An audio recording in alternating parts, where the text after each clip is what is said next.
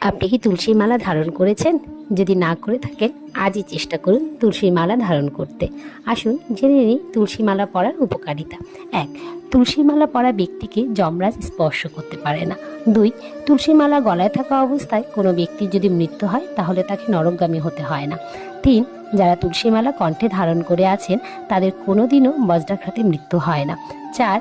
গলায় যদি তুলসী মালা পরা থাকে তাহলে কোনোদিনও সাপেরা কাটে না বা ছোবল দেয় না। 5. তুলসী মালা ধারণকারী ব্যক্তি তুলসী মহারানীর কৃপায় আস্তে আস্তে মিথ্যে কথা বলা কমিয়ে দেয়।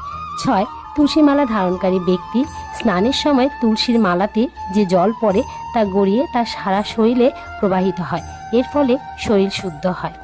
7. রাতে বা দিনে ঘুমানোর পর আমরা অনেকেই বাজে স্বপ্ন বা ভয়ানক স্বপ্ন দেখি, যা থেকে আমাদের হাত পা বেঁকে প্যারালাইজড হতে পারে। সেটাও থেকেও রক্ষা পাওয়া যায় এই তুলসী মালা পরিধান করলে। রাধে রাধে।